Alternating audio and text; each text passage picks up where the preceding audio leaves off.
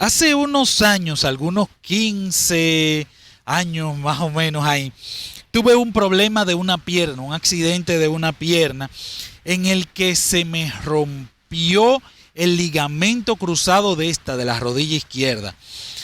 Así que esto me llevó a una cirugía, esto me llevó a la cama, esto me llevó a usar muletas, esto me marcó la terapia. Yo no sé quién de ustedes ha pasado por terapia, pero la terapia física es algo bien demandante, bien fuerte.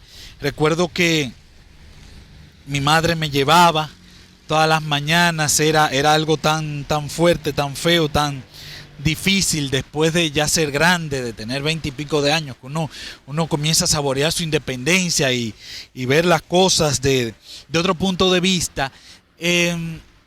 Cambiar a depender para absolutamente todo de un adulto. Recuerdo que todas las mañanas en la terapia es calor, frío, fuerza bruta, calor, frío, fuerza bruta, para ir ganando grados, porque el cuerpo humano tiene la particularidad de que si algo no se mueve durante un tiempo se fija, y para volver a darle movilidad a mis rodillas fue muy fuerte.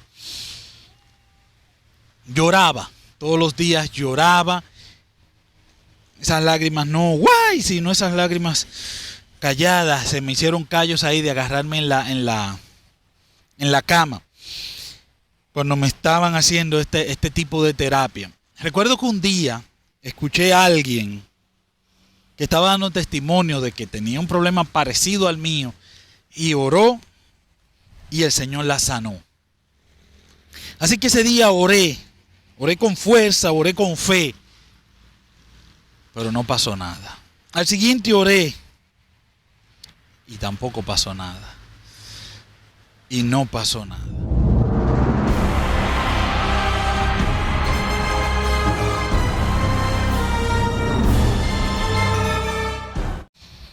En aquel tiempo oré al Señor. Versículo 23. Señor, nuestro Dios, tú has empezado a mostrar a tu siervo tu grandeza y la fuerza de tu mano. Porque ¿qué Dios hay en el cielo o en la tierra que haga obras y hazañas como las tuyas? Te ruego que me dejes pasar y ver esa buena tierra que está del otro lado del Jordán, ese hermoso monte y el Líbano. Pero el Señor se había enojado conmigo por causa de vosotros. Por eso no me oyó más. Y me dijo, basta ya, no me hables más de esto. Vamos a invocar el nombre de Dios. Padre, al estudiar tu palabra te pedimos que nuestros corazones sean escudriñados por ti. Tu Espíritu Santo venga a cada uno de nosotros y nos ilumine, nos hable, y esta palabra, el Espíritu Santo nos la transforme a que sea lo que necesitamos escuchar en este preciso momento. Gracias por estar con nosotros. En el nombre de Jesús. Amén. Las prédicas más populares, las prédicas que más las personas les gusta ir, es cómo hacer que Dios conteste positivamente nuestras oraciones. Incluso hemos llegado a pensar que las respuestas de Dios son solamente las positivas. Las respuestas, nosotros hemos oído que Dios contesta sí, que Dios contesta no, que Dios contesta espera. Pero para nosotros el espera y el no son respuestas. Solamente estamos esperando que nosotros le pidamos a Dios y que Él nos diga que sí. Así que hoy vamos a hablar de cuando Dios dice no. Vamos a ver unas cuantas características de por qué nos dice la Biblia que Dios podría decir que no a nuestra oración. Número 1, nos vamos a Juan capítulo 9, versículo 31. Juan capítulo 9, versículo 31. Sabemos que Dios no oye a los pecadores, pero si alguno venera a Dios y hace su voluntad, a este oye. Así que es el primer punto que nos quiere decir, es cuando nosotros tenemos pecados no confesados, cuando nosotros tenemos cosas que estamos haciendo que sabemos que están mal. Quiero aclarar algo con esto para que no nos confundamos. Lucas 18, 13 y 14 nos presenta la historia del fariseo y el publicano. Es una historia que hemos oído, pero hacerles resumen. El publicano, quedando lejos, no quería ni alzar los ojos al cielo, sino que golpeaba su pecho y decía: Dios, ten compasión de mí, que soy pecador. Os digo que éste descendió a su casa justificado, pero el otro, refiriéndose al fariseo, no, porque el que se enaltece será humillado, y el que se humilla será enaltecido. ¿Qué me quiere decir el Señor con esto? Estos dos versículos, si lo leímos, para que no nos confundamos. Una cosa es cuando usted es pecador, todos somos pecadores. Entonces, si fuera que pecador ya es una condición para que Dios no escuche nuestra oración, ni siquiera deberíamos orar, porque todos somos pecadores. Ahora, lo que me dice aquí no es el pecador en sí, el que Dios no escucha su oración, sino el que es un pecador empedernido. Y por eso nos presenta la parte del fariseo y del publicano, donde nos dice que un hombre que fue buscando perdón de Dios, que reconoció su pecado, bajó a su casa justificado. Entonces, el primer punto no es solamente el pecador, sino el pecador que se empecina en seguir pecando. Otro que Dios no oye la oración es cuando nosotros oramos egoístamente. Y nos dice Santiago capítulo 4, versículo 3, pedís y no recibís, porque pedís mal para gastar en vuestros deleites. Yo recuerdo que hace un tiempo jugaba la loto. Perdón. Pero sí, jugaba la loto. Antes de entregar nuevamente mi corazón al Señor, jugaba la loto y le pedía a Dios, incluso negociaba con Dios. Ya yo tenía todo distribuido de cómo le iba a dar. Y ese diezmo para Dios, una manera quizás como de ayudar a mi causa, de beneficiar mi causa. Ese diezmo y esas iglesias que iba a ayudar y la obra que iba a cosa. Y yo le pedí a Dios porque me ayudara a ganarme la loto. Especialmente cuando estaban esos montos abultados ahí. Entonces, ¿qué me dice aquí Santiago? Pedís y no recibís porque pedís mal, pedís para vuestros deleites. Así que las oraciones que el Señor va a escuchar no son las oraciones que yo pido egoístamente para mí. Ojo, tengan cuidado con lo que estamos pidiendo. Estamos pidiendo cosas, estamos pidiendo para vanidad, estamos pidiendo para hincharle los ojos a nuestros vecinos, para que vean que nosotros sí y ellos no. Estas oraciones no. No, de paso, no. Número 3. Mateo nos hace un símil. Mateo capítulo 7, versículos 9 al 11. El Señor nos hace un símil de que nosotros, cuando no nos conviene lo que vamos a recibir. Oigan lo que dice. ¿Qué hombre de vosotros, si su hijo pide pan, le va a dar una piedra?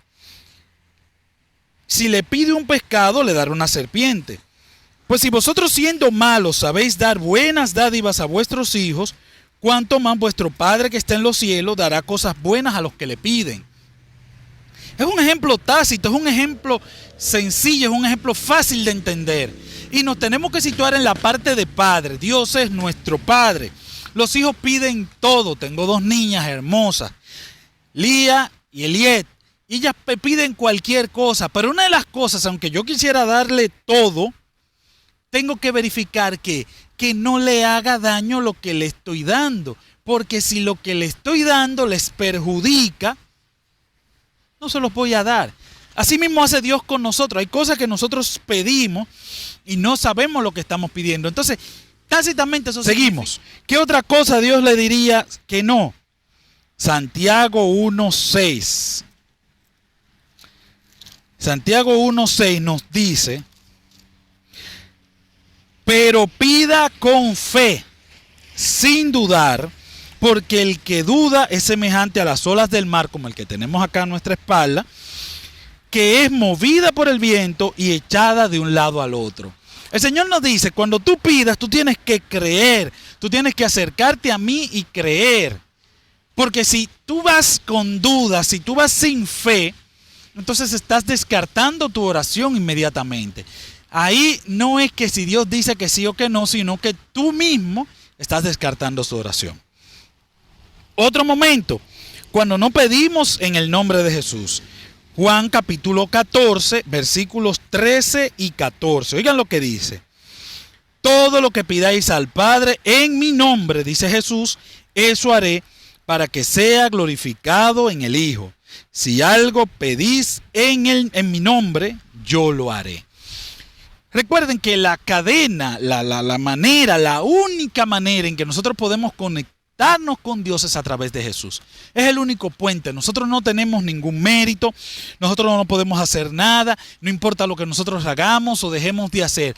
La única manera que nos hace acercarnos al trono de la gracia es a través de Jesús. Entonces nuestra petición debe ser acompañada ¿de qué? De que esté en el nombre de Jesús, por los méritos de Jesús, por su sacrificio en la cruz. Entonces por eso nosotros nos dirigimos al trono de la gracia.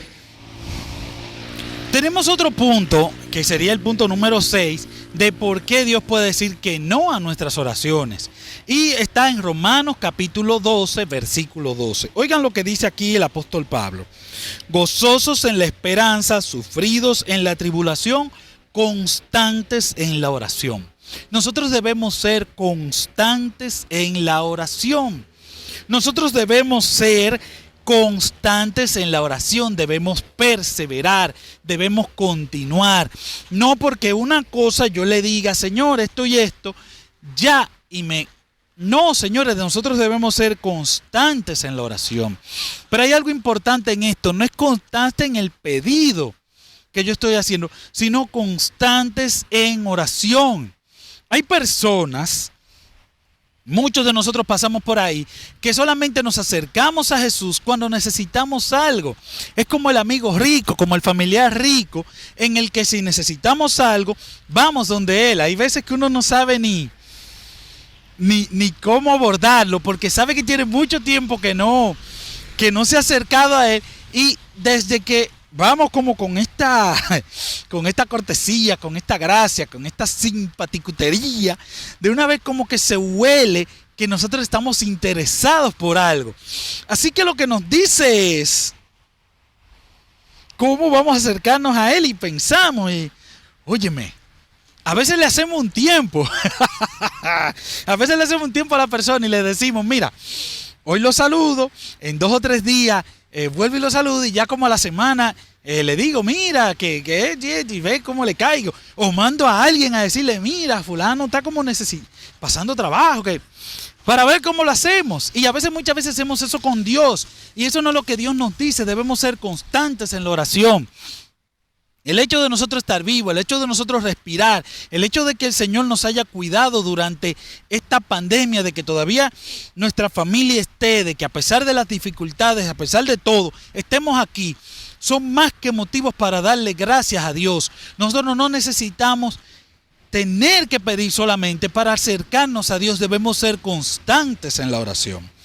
Así que ya que tenemos 6 puntos analizados, vamos a volver a la oración de Moisés. Lo primero que nos dice es que cuando tenemos pecados que no han sido confesados. El único pecado que Moisés tenía después de haber sido nombrado dirigente de Israel, él lo había confesado. Incluso lo menciona en esta oración, que es: el Señor se había enojado conmigo por causa de vosotros, cuando en vez de hablarle a la piedra la golpeó. Pero este pecado, lejos de ser la razón, había sido una caída y había sido superada ya. Moisés se había arrepentido y Moisés estaba delante de Dios ya. Ok, entonces, ya ese no es el punto. Número 2. Cuando pedimos egoístamente. Vamos a decir que Moisés estaba pidiendo egoístamente cuando toda su vida él había trabajado para ese propósito. Y Dios le había prometido esa cosa. Y había tenido que luchar con el pueblo de Israel, defenderlo para lograr eso. Y Moisés no estaba pidiendo vida eterna, Moisés no estaba pidiendo dones y placeres, Moisés estaba pidiendo solamente entrar a la tierra prometida. Era el sueño que había acariciado 40 años. Era lo que le había hecho mirar hacia adelante. Era lo que le había hecho soportar con paciencia, llegar a ser el hombre más manso sobre la tierra. O sea que este no es un pedido egoísta. Era incluso algo que Dios le había prometido, pero que por su desobediencia le habían quitado ese privilegio. Entonces tampoco es ese. Y ahí abarcamos también cuando no nos conviene. Si algo le convenía, le conviene entrar a la tierra y ver por sus ojos la promesa cumplida de Dios en su pueblo, esa herencia que habían tenido desde sus padres, esa promesa, cuando ellos dicen la tierra prometida a nuestros padres, y ver esto, así que sí, le convenía.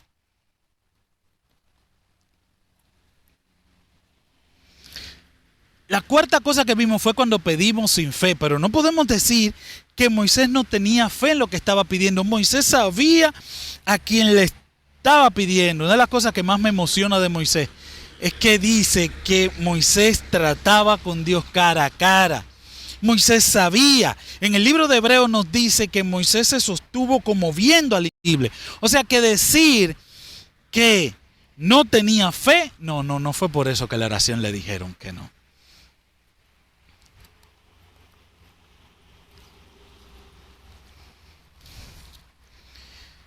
Moisés estaba dirigiendo a Dios.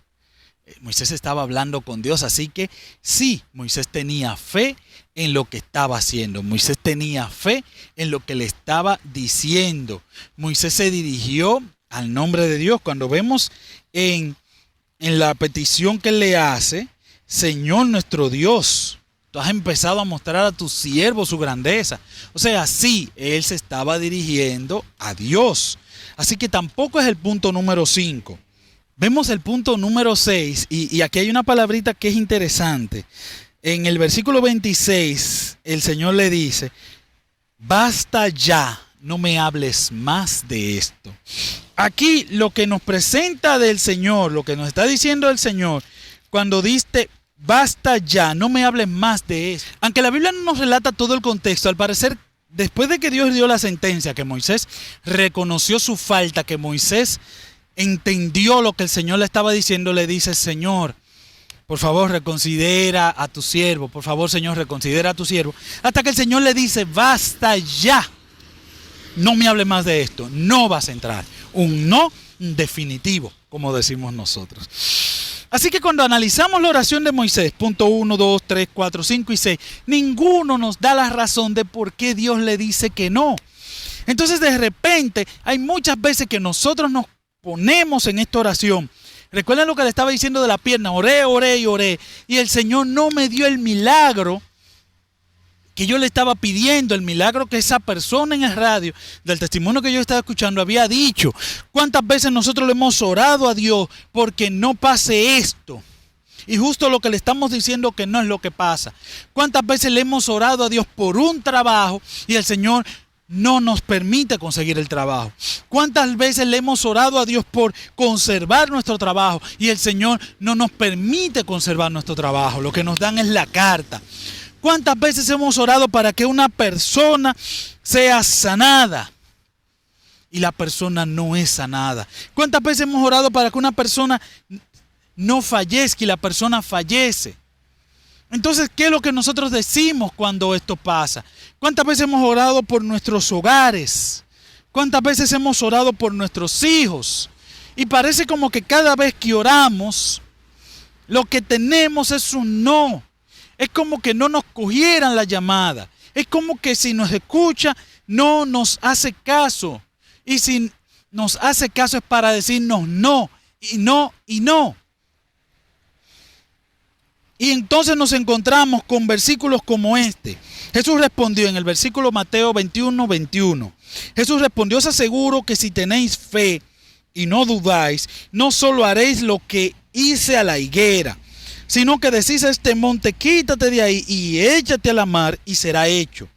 Y todo lo que pidáis creyendo en oración lo recibiréis.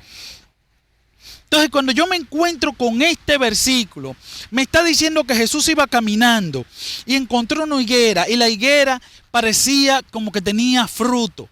Y cuando Jesús se acerca, ve que no tiene y le dice, nunca más haya fruto. Y cuando vuelven y pasan al día siguiente, ven que la higuera se secó, los discípulos se maravillan y dicen, wow. Y dice el Señor, ustedes van a hacer más cosas de ahí. Cuando tengan fe, ustedes van a poder decirle a esa montaña, tírate al mar. Y la montaña lo va a hacer. Entonces, ¿cómo yo puedo tener fe para mandar a una montaña al mar? Sin embargo, mi pierna no se sana. ¿Cómo yo puedo tener fe? ¿Cómo yo puedo decir todo creyendo lo recibiréis?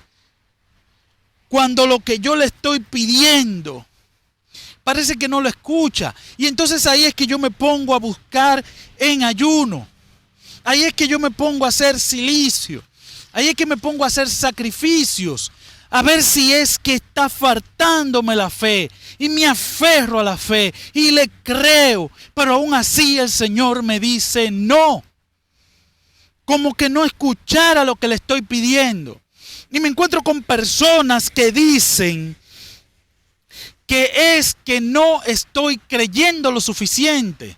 Y me ponen ejemplos de que a ellos sí y a mí no. Y me encuentro con predicadores, con prédicas que dicen que lo que yo le pido al Padre lo consigo. ¿Cómo yo encadeno todo esto? ¿Cómo yo junto todo esto que me dice sí o me dice no? ¿Qué me está faltando a mi oración? Ya yo me puse en las manos de Dios. Ya yo pedí perdón por Dios. No estoy pidiendo algo egoísta. Estoy pidiendo por salud. Estoy pidiendo por sostén. Estoy pidiendo por mi familia. Estoy pidiendo por salvación mía. Estoy pidiendo por salvación de mis hijos. Estoy pidiendo por mi esposo. Estoy pidiendo por restauración. No son propósitos egoístas, pero aún así recibo un no. Y entonces, ¿cómo entiendo esto? Saben, hay un punto que falta de por qué el Señor nos dice que no. Hay un punto y se encuentra en Primera de Juan, capítulo 5. Vamos a ir al libro de Primera de Juan, capítulo 5, versículo 14, y oigan lo que dice. Esta es la confianza que tenemos en Él, que si pedimos algo conforme a su voluntad, Él nos oye. Dios nos oye. Aparte de los 6 puntos que vimos anteriormente, aquí nos dice que las peticiones que nosotros le hacemos a Dios deben de ser conforme a su voluntad. En Primera de Juan me dice que cuando yo oro conforme a la voluntad de Dios, Él me escucha. ¿Cuál es la voluntad de Dios? Antes de llegar ahí, hay un versículo que quiero compartir con ustedes. Sabemos, Romanos 8:28, sabemos que a los que todas las cosas obran para el bien de los que aman a Dios, los que han sido llamados según su propósito. Hemos escuchado mucho esto, hemos recetado mucho esto, como decíamos la vez pasada, pero quiero que lo escuchemos en inglés, para que ustedes vean cómo la Biblia King James traduce este texto. And we know that all things work together for good. Excúseme mi inglés. Estamos trabajando en eso. Pero work together for good. Entonces, traduciéndolo aquí, todo lo que nos pasa trabaja conjunto para nuestro bien. Todo lo que nos pasa a nosotros que hemos decidido darle a Dios el primer lugar en nuestra vida, trabaja conjunto para que sea para nuestro beneficio. Cuando nosotros nos pasan cosas que sí entendemos y le decimos gracias Dios, esto está trabajando para nuestro bien. Pero cuando hay cosas que nosotros no entendemos y también nos pasa, también debemos decirle gracias a Dios, aunque no sepamos lo que está pasando, aunque no entendamos lo que está pasando, aunque nos parezca todo lo contrario a lo que pedimos. tenemos que darle las gracias a Dios porque Dios nos promete que todo work together for good. Ay, lo dije mejor ahí. Entonces, miren lo que dice este versículo. Primera de Tesalonicenses, capítulo 4, versículo 3. Porque esta es la voluntad de Dios, nuestra santificación, que os apartéis de la fornicación. Esta es la confianza que tenemos, esta es la fe que tenemos, esta es la garantía que Dios nos da. Que si pedimos alguna cosa conforme a su voluntad, y aquí me dice que la voluntad es la santificación, entonces, ¿qué me está queriendo decir? Todo lo que yo le pida, que me sume santificación, que me ayude en el proceso de santificación, que me encamine a crecer a la estatura del varón perfecto de Cristo Jesús, o será hecho. Esta es la parte 7 de que nuestra oración sea contestada. Nuestra oración debe ser para nuestro crecimiento, para cada día ser más parecidos a Dios, para cada día ser más santos. Nosotros muchas veces desperdiciamos, y oigan que se lo estoy diciendo, desperdiciamos oraciones en pedir necesidades. El Señor nos dice en Mateo capítulo 6, versículo 33, buscad primeramente el reino de Dios y su justicia, y todas estas cosas os serán añadidas. Así que no os preocupéis, versículo 34, por el día de mañana, porque el día de mañana traerá su propio cuidado. Basta el día su afán. Nosotros perdemos tiempo en pedir cosas que Dios sabe que nosotros necesitamos. Y Él las sabe y Él nos va a suplir.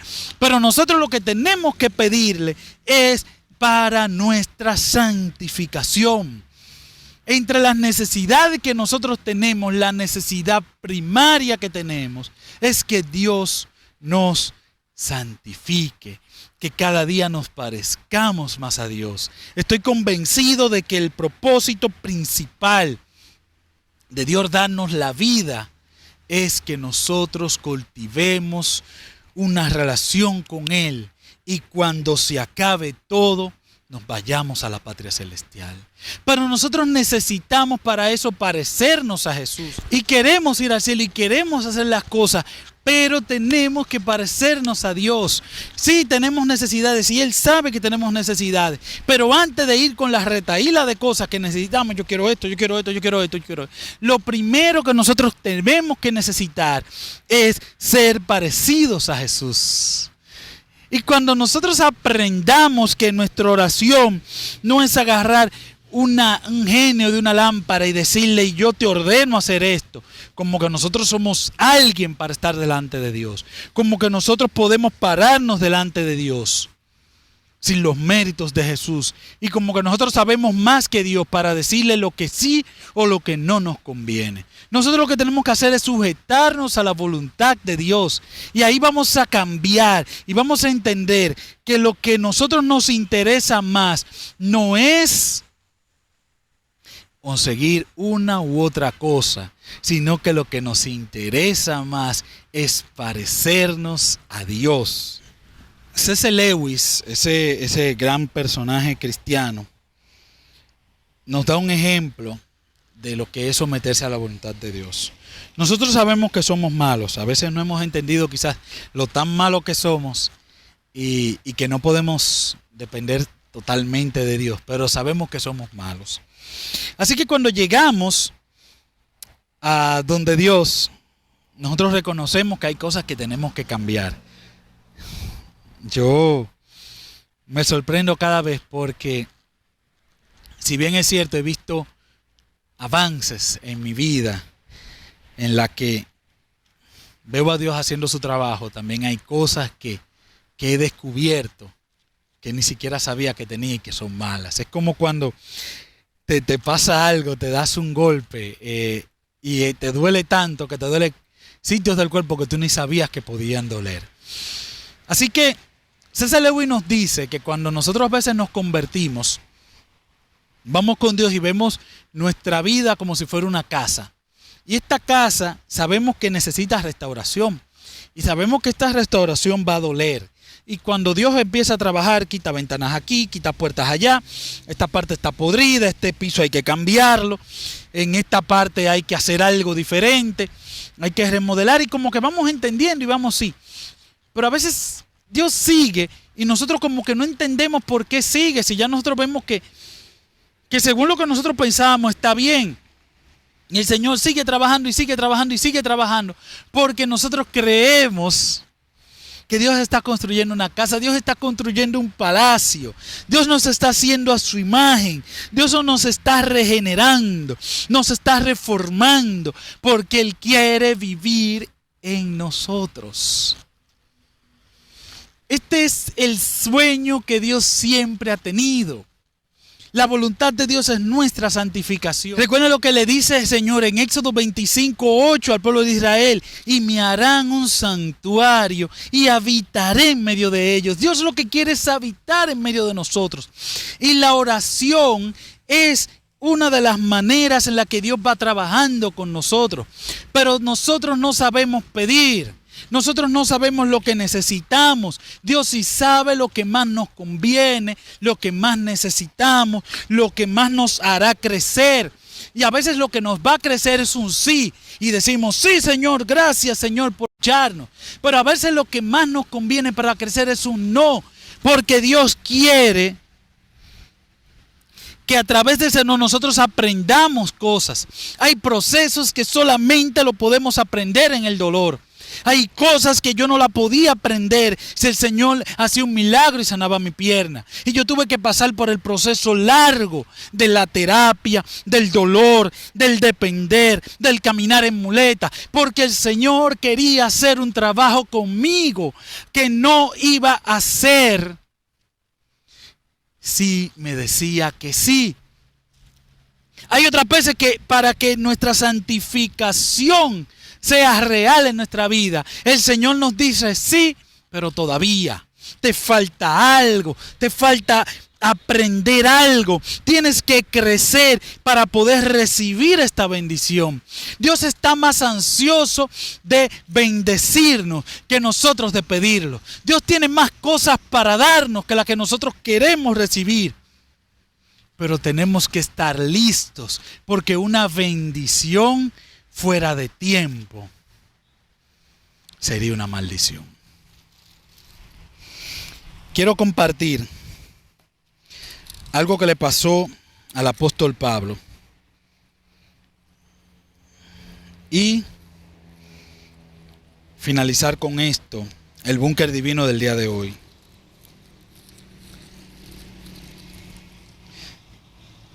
Segunda de Corintios capítulo 12 nos narra un episodio del apóstol Pablo. Desde el versículo 7, para la grandeza de las revelaciones, o para que la grandeza de las revelaciones no me exalte desmedidamente, me fue dada una espina en mi carne, un mensajero de Satanás que me abofetea, para que no me enaltezca sobremanera. 3 veces rogué al Señor que quite ese aguijón de mí.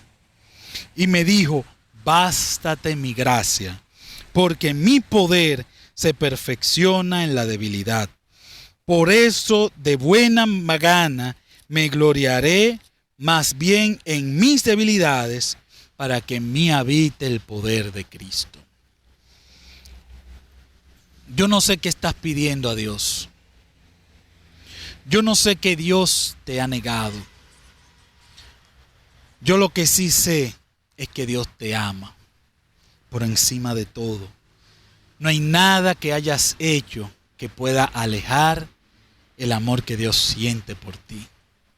Cuando Dios te dice no, cuando Dios te dice espera, es una bendición para ti. No entendemos. Pero el Señor nos dice que nos bastemos en su gracia, que confiemos en su sabiduría, que confiemos en su voluntad, porque Él es quien está al control y el camino que quiere llevarnos es hacia la patria celestial y está la eternidad con Dios. No cuestionemos las respuestas de Dios. Sometámonos a su voluntad y veremos work together for good.